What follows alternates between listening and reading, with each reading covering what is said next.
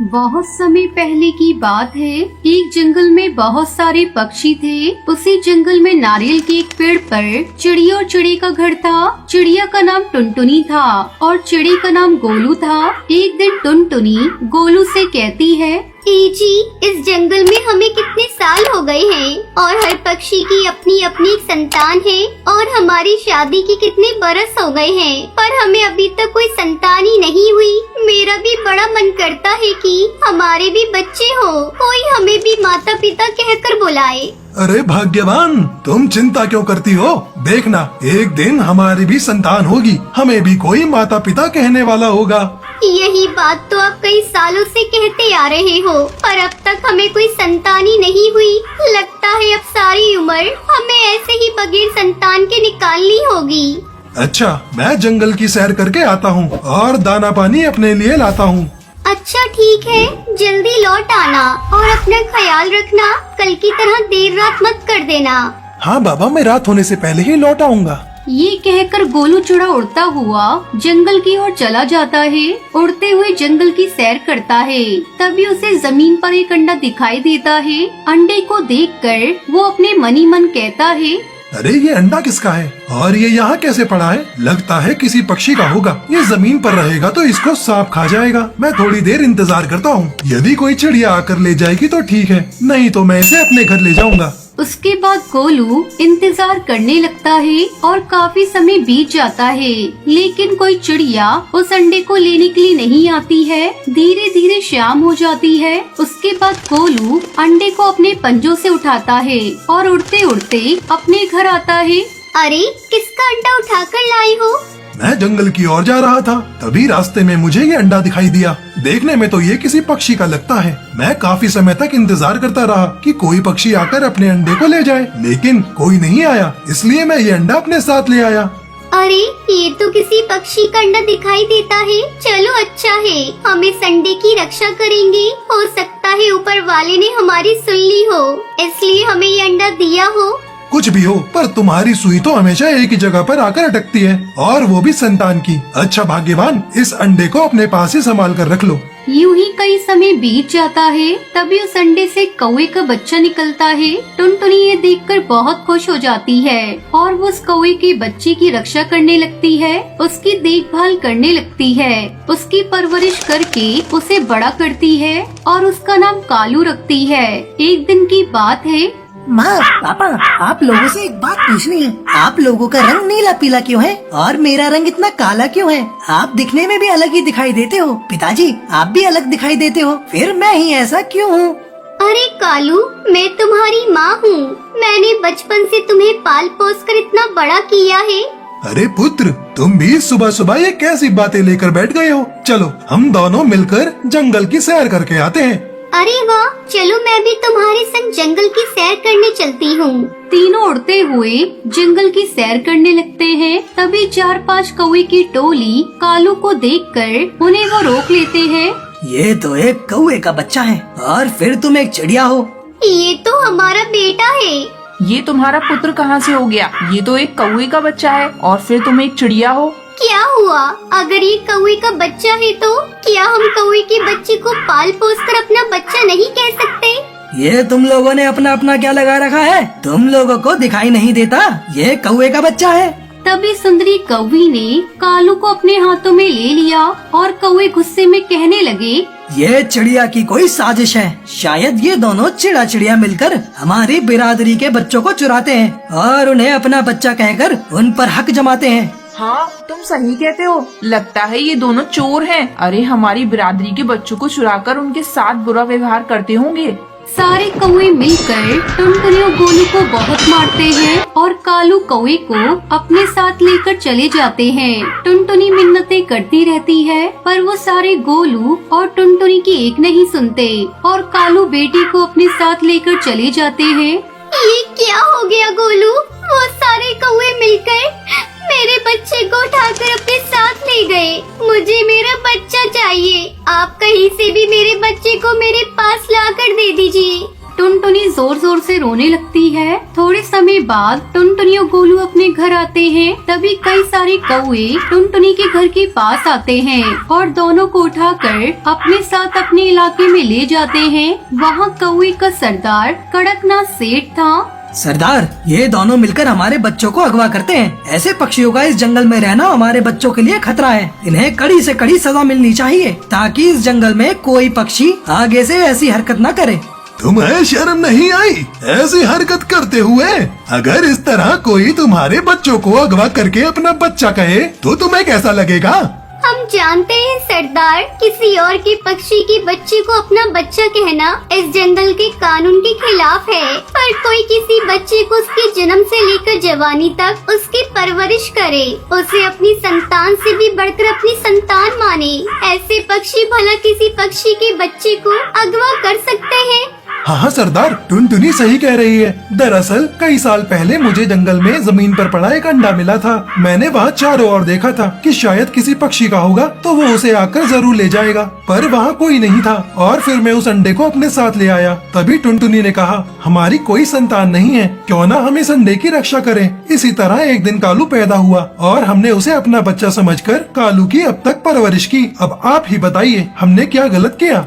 तुम्हारी बात सही या गलत ये अभी पता चल जाएगा। अगर तुम लोग झूठ बोल रहे हो तुम्हें इसी समय फांसी दी जाएगी। अगर कालू तुम्हें देखकर खुशी से दौड़ता हुआ तुम दोनों को माता पिता कहकर यदि तुम्हारे पास आ गया तो तुम कालू को खुशी खुशी ले जा सकते हो, नहीं तो तुम दोनों को फांसी दी जाएगी।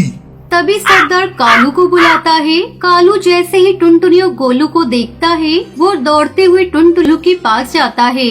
पापा, मम्मी, आप कहाँ चली गई थी? इन लोगों ने मुझे बहुत परेशान किया। चिंता न करो पुत्र, हम आ गए हैं। सरदार और सारे कौवे देखकर रोने लगते हैं और सरदार रोते हुए कहता है, तुम दोनों का इस कौवे के बच्चे के प्रति प्रेम देखकर मुझे रोना आ गया। अगर आज इसके असल माता पिता भी होते तो कालू को इतना प्रेम नहीं कर सकते थे जितना कि तुम एक अलग पक्षी होकर कालू से करते हो। जाओ अपने बच्चे कालू को अपने साथ ले जाओ। दोनों खुशी खुशी कालू को अपने साथ लेकर चले जाते हैं और एक सुखी जीवन बिताने लगते हैं। विलासपुर के गांव में टुनटुनी नाम की चिड़िया अपने पिता के साथ रहती थी। टुनटुनी चिड़िया की माँ का बचपन में ही देहांत हो गया था, तभी से उसके पिता ने उसकी देखभाल की। टुनटुनी के पिता टुन्नू चिड़ा विलासपुर में रंगीन पानीपुरी के नाम से मशहूर थे। उनकी बनाई रंगीन पानीपुरी विलासपुर और आसपास के जंगल में बहुत मशहूर थी। एक दिन, बाबा लाओ मैं आपकी मदद करती हूँ, आप तब तक नाश्ता कर लो। बिटिया, हींग वाला और पुदीने वाला पानी आज मैंने ज्यादा बनाया है। कुछ पक्षी पुदीने वाला और हींग वाला पानी बहुत पसंद करते हैं। कल दूसरे जंगल से कुछ पक्षी पानी पूरी खाने आए थे तो पानी कम पड़ गया था। उन्हें किसी ने बता दिया होगा कि मैं रंगीन पानी पूरी बनाता हूँ। बिटिया, काम में ईमानदारी बहुत जरूरी है। चल, अब मैंने रोटी खा ली है। ठीक है बाबा, मैं शाम की चाय बनाकर ले आऊंगी। टुन्नू चिड़ा रोजाना ही अपना रंगीन पानीपुरी का ठेला लेकर गांव के चौक पर खड़ा होता था। बस ठेला लगाकर खड़े होने की देर होती थी कि पक्षियों की भीड़ लगनी शुरू हो जाती थी। अरे भैया, मुझे मीठी पानी पूरी खिलाना, और हाँ, लाल हरी पीली नीली हर स्वाद की पानी पूरी खिला दो भैया। अरे टूनी, चलना रंगीन पानी पूरी खाते हैं। अरे टुन्नू जी, हम दोनों को खट्टी पानी पूरी खिलाना। टुन्नू जी, मैं जब भी आपके यहाँ आती हूँ ये रंगीन पानी पूरी जरूर खाकर जाती हूँ। टुन्नू चिड़ा सबको पानी पूरी खिला ही रहा था कि तभी उसकी बेटी टुनटुनी चिड़िया चाय लेकर आ जाती है। बाबा, आप बैठकर चाय पी लो, तब तक मैं ग्राहकों को देख लेती हूँ। ठीक है बिटिया, सबको बराबर मात्रा में ही पानी पूरी खिलाना, किसी को कम न रह जाए। पानी पूरी की प्लेट कितने की है? जी 10 रुपए की है। अरे ऐसी रंगीन पानी पूरी तो मैंने आज तक नहीं देखी। ये तो बहुत ही अलग है, लाल नीली हरी पीली। ये रंगीन पानी पूरी तो दिखने में भी बहुत कमाल की है। अरे वाह, ये तो स्वाद में भी बहुत बढ़िया है। मुझे एक प्लेट और दीजिएगा। टुनटुनी चिड़िया उस कौवे को 2 प्लेट पानी पूरी खिला देती है। इतनी देर में टुन्नू चिड़ा भी चाय पीकर ठेले पर वापस आ जाता है। बाबा, इन्हें पानी पूरी खिला दी है, आप इनसे 20 रुपए ले लो। मैं घर चलती हूँ, शाम का खाना भी बनाना है। ठीक है बिटिया, तू घर जा और ध्यान से जाना। अच्छा तो ये पानी पूरी का ठेला आपका है? आपकी रंगीन पानी पूरी बहुत ही स्वादिष्ट है। मेरा तो मन कर रहा है कि मैं रोजाना ही आपके ठेले पर पानी पूरी खाने आऊं। वैसे मैं इस गांव में नया आया हूं। मेरा नाम कालू है। मैं यहाँ पर काम की तलाश में आया हूँ। अगर आपकी नजर में कोई काम है तो मुझे बता दीजिएगा, आपकी बड़ी मेहरबानी होगी। ठीक है कालू बेटा, अगर कोई काम होगा तो मैं तुम्हें जरूर बताऊंगा। अगले दिन कालू कौआ दोबारा टुन्नू चुड़ा के ठेले पर आता है। नमस्ते, आपने कहीं मेरे लिए बात की थी? अब बेटा मुझे ठेले से फुर्सत ही नहीं मिल पाई। तुम एक काम करो, मैं तुम्हें ज्यादा पैसे तो नहीं दे पाऊंगा, पर जब तक तुम्हें कोई काम नहीं मिल जाता तब तक तुम मेरे ठेले पर ही काम कर सकते हो। कालू कौआ टुन्नू चुड़ा के ठेले पर काम करने लगता है। टुन्नू चुड़ा कालू कौए को रंगीन पानी पूरी बनाना सिखा देता है। ऐसे ही दिन गुजरने लगते हैं। एक दिन टुन्नू चुड़ा की तबीयत काफी खराब हो जाती है। तभी टुन्नू चुड़ा कालू कौए से कहता है, बेटा अब मुझे लगता है मैं नहीं बचूंगा। बेटा मेरी टुनटुनी से विवाह कर लो, नहीं तो मेरे जाने के बाद मेरी बच्ची अनाथ हो जाएगी। बोलो बेटा, क्या तुम मेरी बेटी टुनटुनी का हाथ थामोगे? टुनटुनी चिड़िया फूट फूट कर रोने लगती है। टुन्नू चुड़ा मरते समय अपनी बेटी टुनटुनी का हाथ कालू कौए के हाथ में दे जाता है। टुनटुनी चिड़िया कालू कौआ शादी कर लेते हैं। अब कालू कौआ बिल्कुल उसी तरह के बढ़िया स्वाद के रंगीन पानी पूरी बनाने लगता है। कालू कौए की कमाई बहुत ही अच्छी होती है। ये देखकर कालू के मन में लालच आ जाता है। एक दिन वो घर पर बैठा कुछ सोच रहा था। क्या हुआ, आप कुछ सोच रहे हो? हाँ टुनटुनी, मैं सोच रहा हूँ कि हमारी कमाई तो अच्छी खासी है। बाबूजी ने रंगीन पानी पूरी बेचकर खूब नाम कमाया है। लोग हमारे ठेले की पानी पूरी नाम से जानते हैं, पर मैं देख रहा हूँ कि इस ठेले से हम लागत कम लगाकर भी कमाई ज्यादा कर सकते हैं। अब तक हम थोड़े थोड़े पैसों से गुजारा कर रहे थे, हमें बड़ा हाथ मारना होगा। मैं कुछ समझी नहीं, आप क्या कहना चाहते हो? देखो टुनटुनी, हम अपनी रंगीन पानी पूरी के लिए आटा बहुत महंगा लेते हैं। सबसे पहले तो हमें सस्ता आटा खरीदना होगा। उसके अलावा हम पानी में मसाले ज्यादा की जगह कम डालना शुरू करेंगे, और पानी पूरी को तलने के लिए ज्यादा बढ़िया तेल खरीदने की भी जरूरत नहीं है। हम सस्ते तेल से भी बढ़िया पानी पूरी तैयार कर सकते हैं। ग्राहक को तो सिर्फ रंगीन पानी पूरी खाने से मतलब है, देखने में रंगीन हो बस। पर ये तो बेईमानी हुई ना, इतना लालच ठीक नहीं। बाबा कहा करते थे, ईमानदारी से किया गया काम हमेशा सफलता देता है। पर आप अपने मन में लालच और बेईमानी ला रही हो, गलत है। अरे तुम दोनों बाप बेटी ने व्यापार करना ही नहीं सीखा, तभी तो आज तक इस टूटे हुए घर में रह रहे हो। और न कुछ तुमने पैसा जोड़ा। दुनिया को देखो, बेईमानी करके आगे बढ़ रही है। कालू टुनटुनी चिड़िया की एक नहीं सुनता। वो रंगीन पानी पूरी में मिलावट करनी शुरू कर देता है। आठू भैया, ये वो पानी पूरी नहीं लग रही है जो हम हमेशा से खाते आए हैं। ये तो बहुत बेस्वादी है। रहने दो भैया, और मत दो, सारा मुंह खराब हो गया। कालू कौए के ठेले पर ग्राहकों ने आना बंद कर दिया था। धीरे धीरे उसकी कमाई होनी बंद हो गई। वो बहुत ही निराश हो गया। कालू को अपनी गलती का एहसास हो गया था कि उसने लालच किया था। अब मुझसे गलती हो गई टुनटुनी, मैंने बापूजी के हाथों कमाई गई प्रसिद्धि को मिट्टी में मिला दिया। अब मेरे ठेले पर कोई भी रंगीन पानी पूरी खाने नहीं आता। मुझे लालच का फल मिल गया, और अब मैं क्या करूं? आप फिर से वही पानी पूरी बनाना शुरू करो, जैसी बाबा आपको सिखा कर गए थे। क्या तुम्हें लगता है ग्राहक फिर से मेरे ठेले पर पानी पूरी खाने आएंगे? बिल्कुल आएंगे। आप वही सस्ती 10 रुपए की प्लेट बेचना, देखना ग्राहक फिर से हमारे ठेले पर लौट आएंगे। कालू ने वैसा ही किया।